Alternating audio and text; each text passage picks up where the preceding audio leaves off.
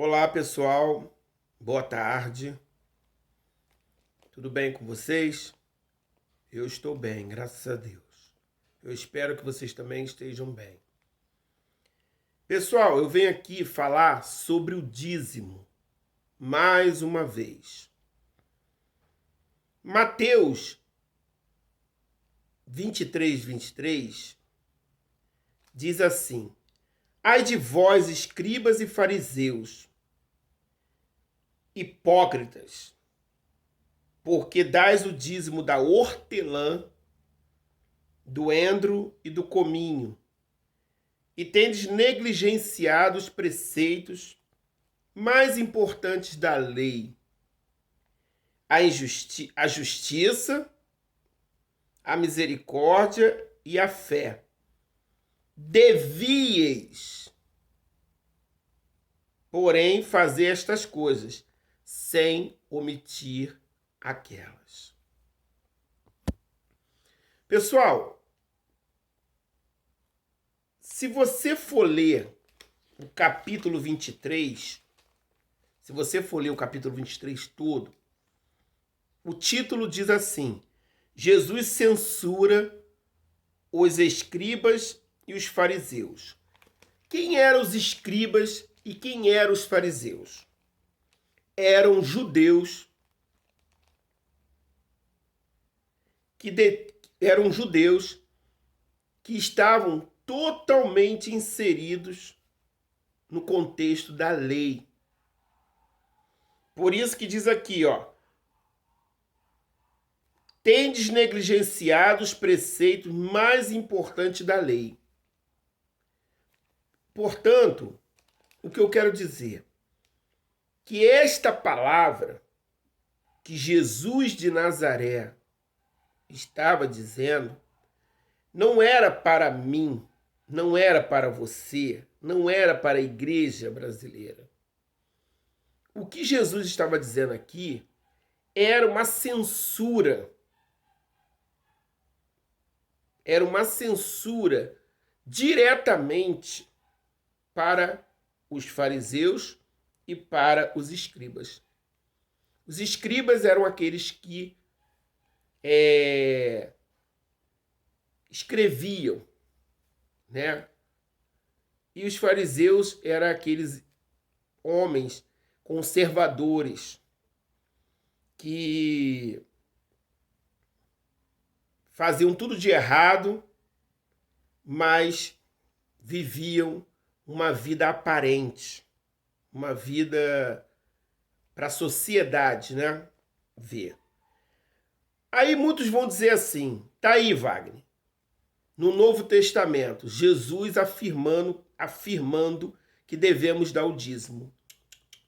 Nada disso. Lembrando-se de que Jesus de Nazaré também era um judeu, praticante da lei de Moisés. Minha gente, Jesus era um praticante da lei de Moisés. E tinha que ser. E ele tinha que ser. Porque qual exemplo seria, né? Qual exemplo ele daria aos seus se ele não fosse um praticante da lei de Moisés? Não era, a lei de Moisés foi dada por Deus, evidentemente, mas não era a lei assim de Deus, era a lei de Moisés, dada por Deus, obviamente. Então, ele também era um praticante da lei. Ele estava dizendo que o dízimo, naquela época, era a hortelã, o endro, o cominho e outras coisas, azeite, tudo que se plantava. Então, eles eram dizimistas na casa de Deus, que era o templo lá em Israel. Eles eram dizimistas, mas o dízimo era alimento. O dízimo não era grana. O dízimo era alimento. Tanto é que quando eles desciam para Jerusalém, eles iam sacrificar um animal, se eles não tivessem um animal para sacrificar, eles compravam ali antes de entrar no templo. Porque dentro do templo não se levava dinheiro, se levava alimento. O dízimo era alimento. E detalhe, o dízimo era anual. Era uma vez por ano, não era todo dia, toda semana e todo mês e todo o ano inteiro, não. Então, quando Jesus diz que eles deveriam praticar a justiça, a misericórdia e a fé, é porque eles eram hipócritas. Eles até davam o dízimo da hortelã, do endro e do cominho, mas eles faziam por fazer. Eles não faziam por amor. Eles faziam religiosamente. Então, minha gente, lembre-se de uma coisa. O sacerdócio levítico, que era o sacerdócio através do qual recebia o dízimo, o sacerdócio acabou com a queda do templo no ano 70 depois de Cristo. Quando o templo veio abaixo, acabou.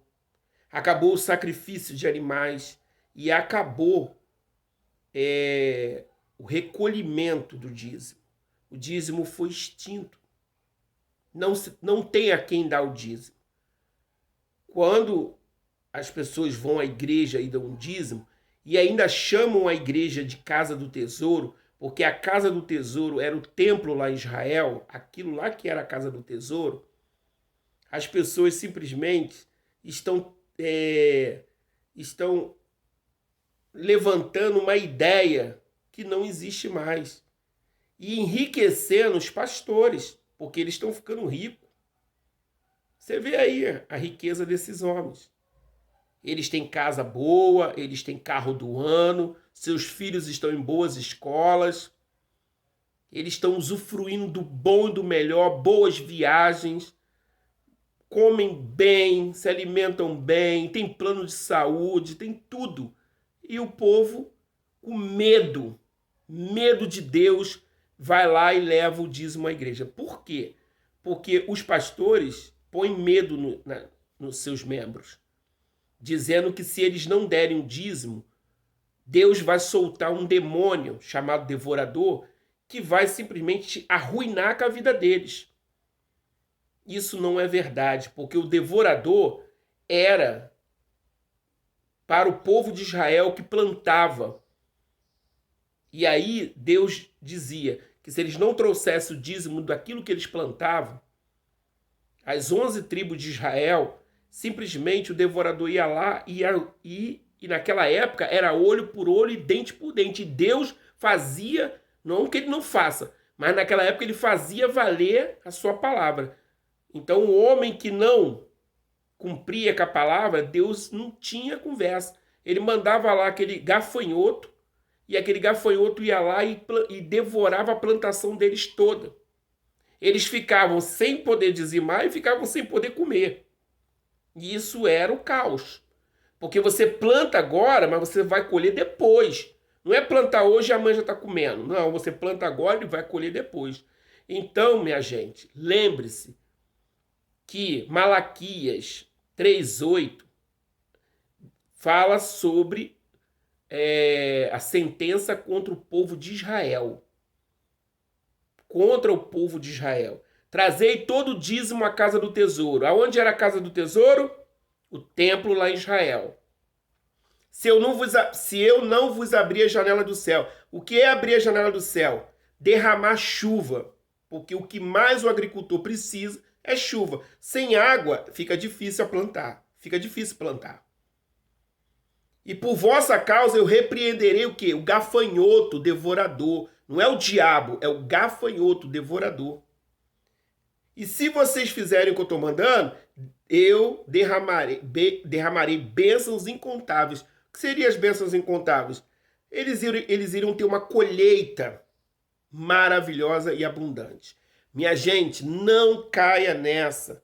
Hoje em dia, o que pode se fazer é os irmãos se ajuntarem e pagarem uma conta de luz, pagar uma conta d'água da igreja, mas não sustentar pastor e nem ninguém. Então, porque todo mundo trabalha, então o pastor também precisa trabalhar. Agora, Veja bem, isso seria também ideal se o que fosse pregado dentro da igreja fosse a verdade. Mas, pelo amor de Deus, você ajudar um lugar que ainda te ensina mentira, te ensina coisas erradas, diz que você é pecador quando você não é, diz que você tem que se batizar em água quando você foi batizado no sangue. Então, é difícil você sair da sua casa para ir contribuir com um lugar que ainda está te levando para o abismo, pregando mentiras, pregando coisas erradas. Então, minha gente, para viver assim, é melhor você ficar na sua casa e você mesmo ler a Bíblia e ler a palavra. Porque para viver debaixo de um ministério onde o pastor sabe, nem todos, mas a grande maioria sabe que está te iludindo, está te enganando, com campanhas, com um monte de coisas erradas, então eu prefiro, sabe o quê? Ficar na minha casa. Porque o meu corpo é templo do Espírito Santo e não a igreja prédio. A igreja prédio é só um local que nós deveríamos ir para aprender as verdades de Deus e não essa mentirada que é pregada aí, esse blá blá blá, essa conversa fiada que é pregada dentro de igreja, esse histerismo que tem dentro das igrejas, esse comércio violento dentro da igreja e pastor usufruindo do bom e do melhor, viajando até para Israel à custa do dinheiro das pessoas que trabalham dia e noite para se sustentarem. Pessoal, eu agradeço, me perdoe pela maneira como eu estou falando, mas isso também é um desabafo, porque de fato é muita coisa errada, e que você só descobre quando você tem interesse em querer descobrir. Você só descobre quando você corre atrás, quando você estuda, quando você pesquisa, quando você ouve outras pessoas, quando você vai a fundo, aí você descobre. Porque enquanto você estiver nessa preguiça, nessa mordomia de ficar apenas querendo compreender as coisas através do que o outro diz, por exemplo, o pastor prega lá e você acha que está tudo certo e acabou, é isso aí, está certo. Não, não está certo.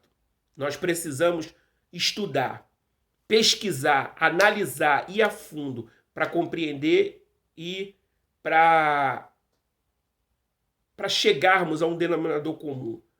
Porque tudo que está sendo pregado no Brasil hoje, infelizmente, é engano sobre engano. Só que isso está com dias contados. Eles sabem que eles estão com dias contados. As igrejas estão cada vez mais se desvaziando, as igrejas estão cada vez mais